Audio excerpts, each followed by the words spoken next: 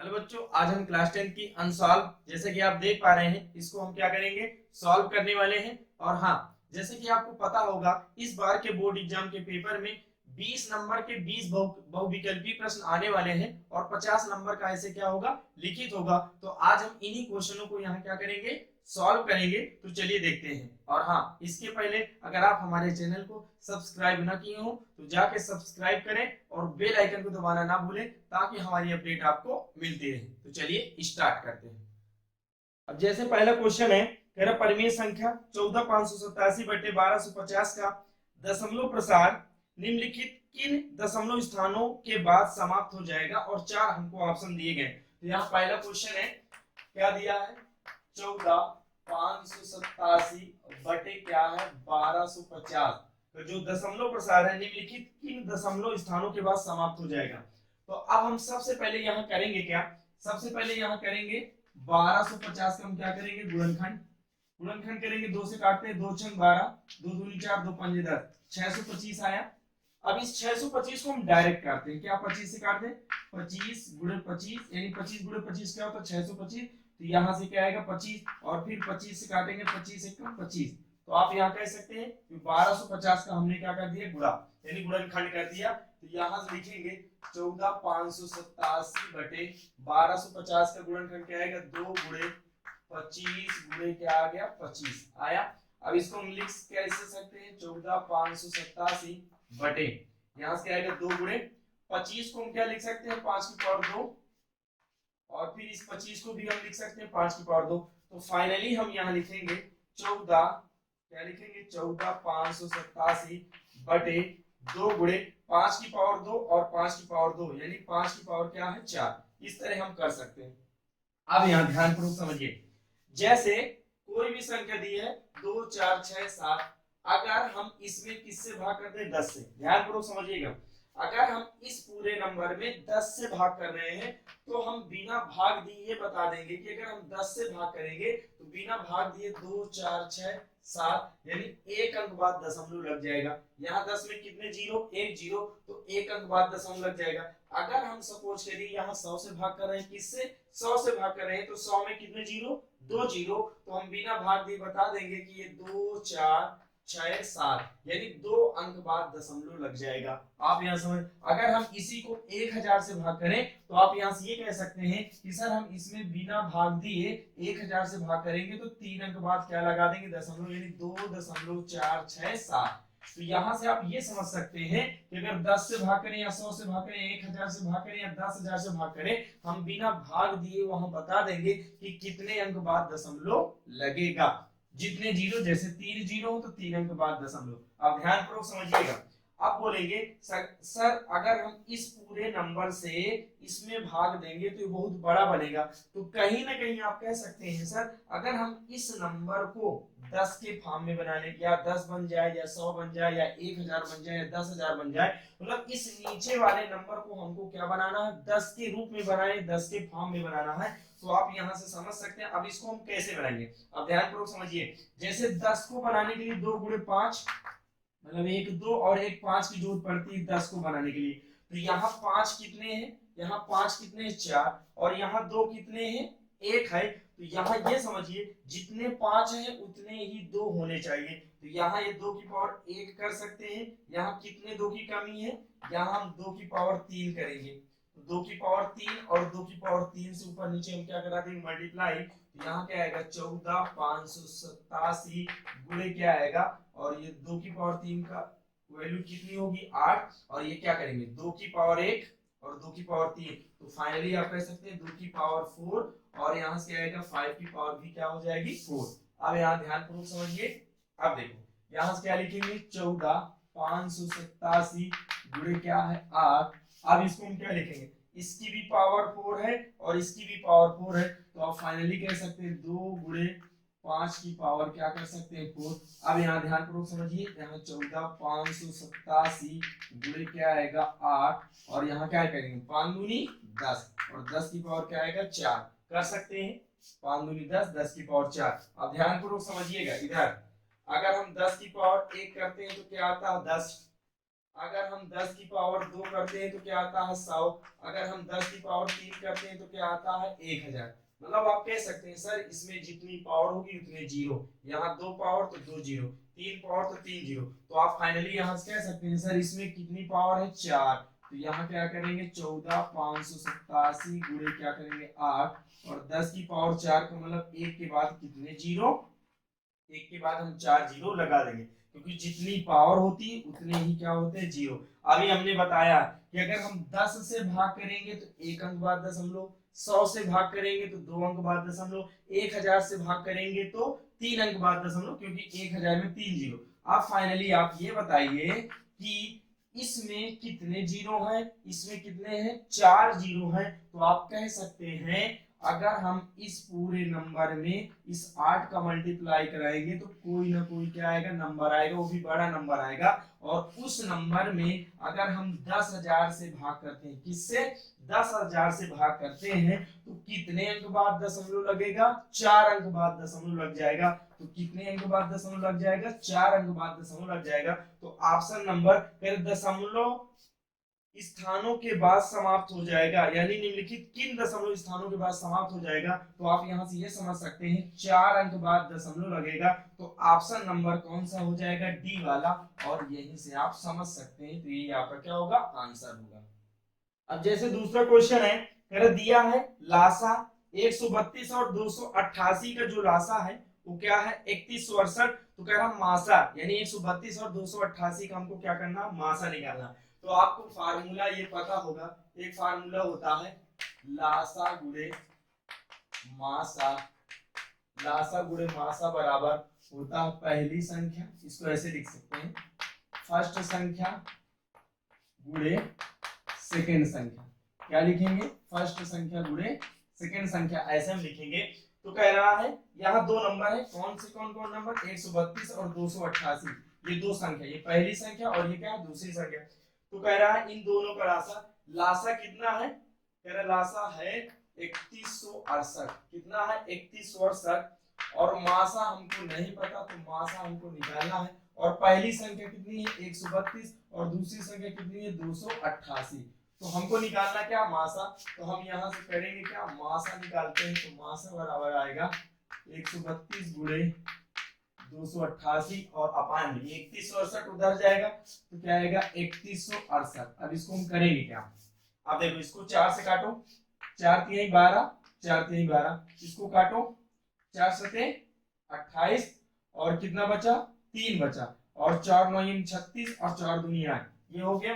अब इसको हम किससे काटे 11 से काट दो, 11 3 33 और क्या आएगा 11 11 7 77 और कितना बचा 2 और 11 दूनी 22। तो यहाँ मासा इक्वल टू आएगा, यहाँ से बचा क्या 3 इंटू और क्या है 288 और अपान में क्या है 72। अब यहाँ से क्या करेंगे इसको काट दो, 2 3 3 दूनी 6 और कितना बचा 1 बचा और 3 चौको 12 24 आया। अब इसको क्या करो, अब 24 से 24 से कम 24, अब इसको काटो 24 से कम 24 कितना बचा 4 और 24 दूनी 48। तो आप यहाँ से कह सकते हैं इसका जो मासा आएगा वो कितना आएगा 12 आएगा। तो आप यहाँ से समझ सकते हैं। अब ऑप्शन में देखते हैं ऑप्शन नंबर इसमें कौन सा सही है, डी वाला आपका ऑप्शन सही है। तो यही आपका क्या हो जाएगा आंसर हो जाएगा। तो आप यहाँ से समझ सकते हैं। अब तीसरा क्वेश्चन है, कह रहे यदि 65 और 117 के एचसीएफ, एचसीएफ मतलब हाईएस्ट कॉमन फैक्टर, मतलब 65 और 117 के एचसीएफ मतलब होता मासा को 65m - 117 के रूप में व्यक्त किया जाता तो m का मान निकालना है। तो यहां से तीसरा नंबर क्वेश्चन है, कह रहा है 65 और 117, कह रहा 65 और 117 के मासा को, यानी इसका जो मासा है इसके मासा को किस रूप में व्यक्त किया जाता है 65m और -117 के रूप में व्यक्त किया जाता है। मतलब इन दोनों नंबरों का जो मासा है वो 65m और -117 के रूप में व्यक्त किया जाता है। तो हमें m की वैल्यू निकालना, तो हमको क्या करना पहले इनका मासा निकालना है। तो इसको करेंगे तो क्या आएगा 13 पंजे 65 और 17 नयम यानी 13 नयम 117, क्या होता 13 नयम 117। अगर इसका मासा निकालेंगे तो इसका मासा निकालेंगे तो मासा क्या होता है आपको पता है यही कॉमन है, तो ये इसका क्या हो जाएगा मासा। तो यहाँ से मासा कितना आ गया 13 आ गया। तो इन दोनों नंबरों का मासा हमको कितना मिल गया 13। और ऑलरेडी बताया गया है कि इन दोनों नंबरों का जो मासा है इस रूप में व्यक्त किया जाता है। क्या है, इस रूप में व्यक्त किया जाता है। तो मतलब इसकी वैल्यू इसके क्या होगी बराबर। तो यहाँ से हम देखेंगे, यहाँ से क्या आएगा 65m माइनस 117 बराबर क्या आएगा 13। तो यहाँ से क्या आएगा 65m माइनस 117, तो यहाँ से क्या आएगा 13 प्लस 117 ऐड हो जाएगा। तो क्या आएगा 65m बराबर 117 में 13 जोड़ेंगे तो क्या आएगा 130। तो यहाँ से m बराबर आ जाएगा 130 बटे क्या आएगा 65, और 65 दूनी क्या हो जाएगा 130। तो m की वैल्यू कितनी आ जाएगी 2 आ जाएगी। तो आप यहाँ से समझ सकते हैं। अब ऑप्शन नंबर देखते हैं कि ऑप्शन इसमें कौन सा सही है। ऑप्शन नंबर आपका बी यहाँ से सही है और यही आपका क्या हो जाएगा आंसर। अब जैसे चौथा क्वेश्चन है, चौथे क्वेश्चन में क्या कह रहा है, कह रहे एक भिन्न का अंश उसके हर के दोगुने से क्या अधिक है। तो यहां मानेंगे क्या, यहां मान लेते हैं माना हर बराबर क्या मान लेते हैं यक्स। हमने हर को क्या माना यक्स। अब इसमें दिया क्या है, अकॉर्डिंग टू क्वेश्चन कह रहा अंश उसके हर के दोगुने से एक अधिक है। ये जो अंश होगा, अंश क्या होगा, अंश कह रहा है कि जो अंश है हर के दोगुने से, हर क्या है यक्स, यक्स का दोगुना क्या होगा 2x। तो हर के दोगुने से एक क्या है अधिक है। कौन अधिक है, अंश। तो समझ गए, तो हर क्या है x है, तो अंश क्या होगा 2x प्लस 1। तो कह रहा भिन्न का अंश उसके हर के दोगुने से क्या है एक अधिक है। तो यहाँ से भिन्न क्या आएगी, पहले सबसे पहले हम देखेंगे भिन्न।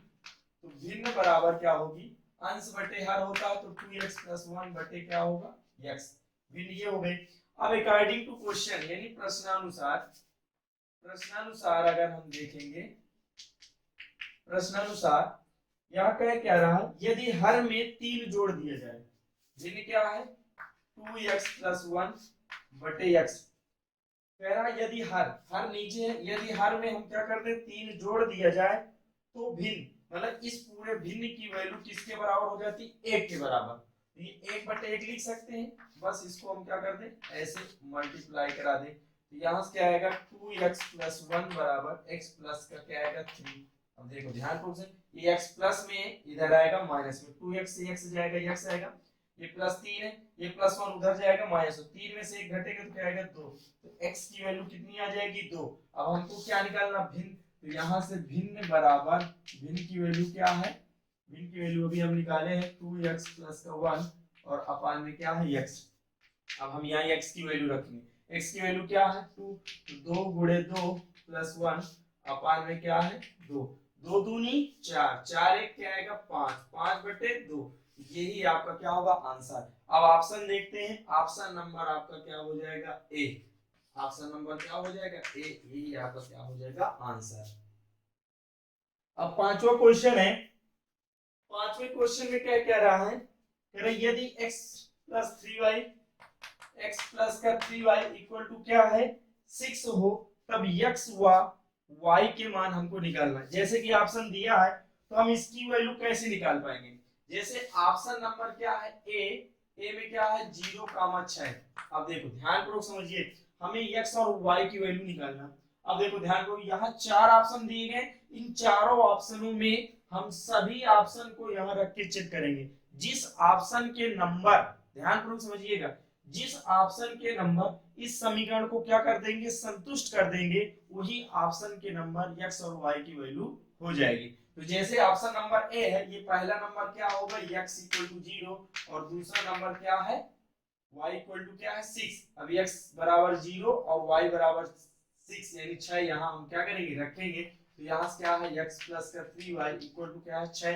तो x की जगह क्या रखेंगे 0 और 3 गुणे y की जगह क्या रखेंगे 6 बराबर क्या आएगा 6। तो ये 36 क्या आएगा 18 इक्वल टू क्या है 6। क्या लेफ्ट हैंड साइड बराबर राइट हैंड साइड आया, नहीं आया। तो आप ये कह सकते हैं इस ऑप्शन के जो नंबर है इस समीकरण को क्या करें संतुष्ट नहीं कर पाए हैं, तो ये वाला ऑप्शन आपका नहीं होगा। अब ऑप्शन नंबर बी देखते हैं। ऑप्शन नंबर बी में क्या है, ऑप्शन नंबर बी में 3,1 है, यानी x की वैल्यू कितनी है 3 और y की वैल्यू कितनी है 1। अब इन नंबरों को यहाँ रख के देखते हैं यानी x प्लस का 3y बराबर क्या है 6। x की जगह हमको क्या रखना 3, और यहाँ 3 गुणे y की जगह क्या रखेंगे 1 बराबर 6। तो 3 और 3 एक कम क्या आएगा 3 बराबर 6, 3 3 6 बराबर क्या आएगा 6। आप यहाँ से देख पा रहे हैं ये नंबर इस समीकरण को क्या कर दिए संतुष्ट कर दिए। तो मतलब आप कह सकते हैं लेफ्ट हैंड साइड बराबर क्या आ गया राइट हैंड साइड आ गया। अतः यही क्या होंगे x और y की मान हो जाएंगे, x और y के क्या हो जाएंगे मान। तो कौन सा ऑप्शन यहाँ से सही हो जाएगा, ऑप्शन नंबर बी आपका क्या है आंसर है। तो यहाँ x की वैल्यू क्या है 3 और y की वैल्यू क्या हो जाएगी 1 हो जाएगी। तो आप यहाँ से समझ सकते हैं। अब छठवां क्वेश्चन है कह रहे यदि, यहाँ से 6 नंबर क्वेश्चन है, यदि 1/x² + 6 इक्वल टू क्या है 1/10, तो हमें x का मान निकालना। तो यहाँ से करेंगे क्या सिंपल है, इसको करना कुछ नहीं है, ऐसे मल्टीप्लाई कराते हैं। तो यहाँ से क्या आएगा x² + 6 इक्वल टू क्या आएगा 10 एकम 10। तो यहाँ से x² ये +6 उधर जाएगा -6, तो 10 में से 6 जाएगा कितना आएगा 4। अब देखो इधर ही, अब देखो ध्यानपूर्वक समझ, यहाँ x² यानी x की पावर कितनी है 2, तो यानी x की वैल्यू कितनी आएगी 2 आएंगी। समझ पा रहे हैं ना। तो देखो इधर स्क्वायर है, स्क्वायर हटाएंगे तो उधर क्या लगेगा √, x बराबर √ प्लस माइनस क्या होगा √4। तो x बराबर क्या आएगा प्लस माइनस क्या आएगा 2। तो यहाँ से ऑप्शन नंबर आपका कौन सा सही है, बी वाला आपका ऑप्शन सही है, और यही आपका क्या होगा आंसर। अब जैसे सातवां क्वेश्चन है कह रहे यदि समीकरण 3x² - 12x + k = 0 के मूल बराबर है तो 4 का मान यानी 4 का मान होगा। ये जो 4 है यहाँ क्या होगा k होगा, क्योंकि यहाँ k है ना, तो k की वैल्यू निकालना। तो ये जो 4 है 4 की जगह क्या होना चाहिए k होना चाहिए। तो सातवां सवाल क्या दिया है, कह रहा है 3x² - 12x और प्लस का क्या है k = 0। कह रहे इसके मूल बराबर है तो हमें k की वैल्यू निकालना। अब एक कैसा समीकरण है, दो घातीय समीकरण है। तो दो घातीय समीकरण, तो दो घातीय समीकरण के व्यापक रूप से हमको क्या करना तुलना, ax² + bx + c = क्या करेंगे 0। x² का गुणन क्या है a, x² का गुणन क्या है 3, तो a बराबर 3, x की गुणन क्या है b, तो x की गुणन क्या है -12, हम चिन्ह सहित लेते हैं ठीक। और यहाँ c बराबर क्या बच गया k, तो c बराबर यहाँ से क्या आएगा k। अब आपको पता है कि अगर दो घातीय समीकरण के लिए, अगर दो घातीय समीकरण है तो दो घातीय समीकरण के लिए मूल बराबर के लिए, मूल अगर बराबर है, मूल बराबर के लिए होता क्या है b² - 4ac = क्या होता है 0। अगर दो घातीय समीकरण के क्या है मूल बराबर है तो b² - 4ac = क्या होता है 0 होता है। तो यहाँ b की वैल्यू रखो -12, तो -12 की स्क्वायर -4a, a की वैल्यू क्या है 3 और c की वैल्यू क्या है k = 0। 12 बढ़ाएंगे हम 144, 4 3 12 माइनस का 12 के इक्वल टू क्या आएगा 0। ये 144 उधर 12 के जाएगा प्लस 12 के हो जाएगा, तो यहाँ से आएगा 12 के बराबर 144, तो 12 बढ़ाएंगे हम 144, तो के बराबर कितना आ जाएगा 12 आ जाएगा। तो आप यहाँ से समझ सकते हैं यानी के की वैल्यू जो होगी वो 12 आएगी। और ऑप्शन नंबर कौन सा सही है, डी ऑप्शन आपका सही है। तो आप यहाँ से समझ सकते हैं। अब जैसे आठवां क्वेश्चन है, कह रहे चित्र में ए बी सी के आधार BC के समांतर एक रेखाखंड PQ खींचा गया है। कह रहे यदि PQ अनुपाते BC इक्वल टू क्या है 1:3 हो तो AP और PB का अनुपात होगा। अब देखो जैसा कि आठवां क्वेश्चन है, यहाँ चित्र दिया तो हम चित्र सबसे पहले क्या बनाएंगे, चित्र को यहाँ बना लेते हैं। ये क्या है A, ये क्या है B और ये क्या है C। ध्यानपूर्वक समझिए, कह रहे ABC के आधार, यानी जो त्रिभुज ABC इसका जो आधार है BC, ध्यानपूर्वक समझिए, कह रहा ABC के आधार BC के समांतर, मतलब इस लाइन के समांतर एक लाइन खींची गई है, वो भी क्या है PQ। ध्यानपूर्वक समझिए क्या किया गया है, ये जो BC के समांतर ये PQ क्या है एक लाइन खींची गई है। तो आप यहां से कह सकते हैं PQ समांतर क्या है BC, यानी जो PQ है ये BC के क्या है समांतर खींचा गया है। और इसमें दिया है क्या दिया है, कह रहा PQ अनुपाते BC बराबर 1 अनुपात क्या है 3 दिया है, तो हमें एपी और बीपी का यानी हमको क्या करना है, एपी अनुपात पीबी का अनुपात हमको निकालना है। अब ध्यान पूर्वक समझिए, ध्यान पूर्वक इधर देखो। अब देखो इन दोनों त्रिभुजों में एक त्रिभुज बना है, तो इस त्रिभुज से हमें दो त्रिभुज मिले। देखो एक छोटा त्रिभुज पहले बनाते हैं, ए हो गया, ये पी हो गया, ये क्यू। देखो एक ऊपर वाला एक बड़ा वाला ऑलरेडी है, यहाँ हम क्या करेंगे, एक बड़ा वाला छोटा ही बनाते हैं, ये ए और ये बी और ये क्या है सी। अब ध्यान पूर्वक समझिएगा, इधर देखो, देख जैसे ये लाइन और ये लाइन, ये दोनों लाइनें आपस में क्या है समांतर, और इन दोनों समांतर रेखाओं को एक कौन सी रेखा काट रही है, तिर्यक रेखा काट रही है।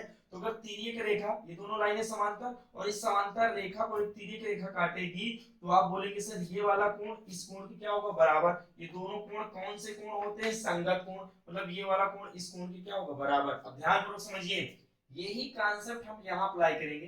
देखो एक लाइन ये है और एक लाइन ये है, साफ यहाँ दिया है ये दोनों लाइनें आपस में क्या है समांतर, और ये जो लाइन है ये लाइन आपकी क्या काम करेगी, तिर्यक रेखा काम करेगी। तो आप बोलेंगे सर जितना बड़ा कोण ये होगा उतना बड़ा कोण ये क्या होगा, मतलब ये वाला कोण इस कोण के क्या होगा बराबर।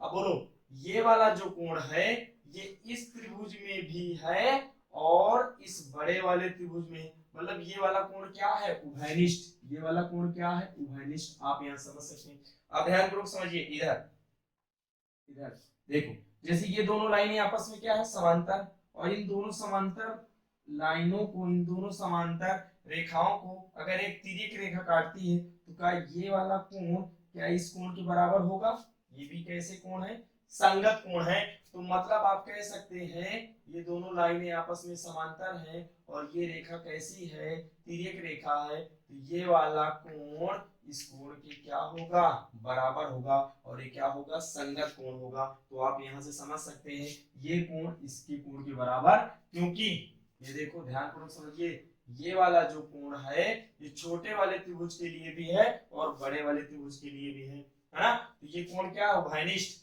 और आप कह सकते हैं ये जो P वाला कोण है किसके बराबर है, B के बराबर है, इस कोण के बराबर। और ये वाला कोण किसके बराबर है, इस कोण के क्या है बराबर। अब इसको हम क्या करते हैं साफ। और आपको ये नियम बताया गया होगा, अगर किन्हीं भी दो त्रिभुजों के, अगर किन्हीं भी दो त्रिभुजों के तीनों कोण आपस में अगर बराबर हो जाए तो वो दोनों त्रिभुज क्या होते हैं समरूप होते हैं। किस नियम से, एंगल एंगल एंगल। तो ये दोनों त्रिभुज क्या है समरूप हैं। तो यहां से हम लिखेंगे ये कोण इसके बराबर, ये कोण इसके बराबर, ये कोण इसके बराबर। तो इस त्रिभुज के तीनों कोण इस त्रिभुज के तीनों कोण के बराबर है, तो दोनों त्रिभुज क्या होंगे समरूप। तो यहाँ लिखेंगे ए पी क्यू समरूप।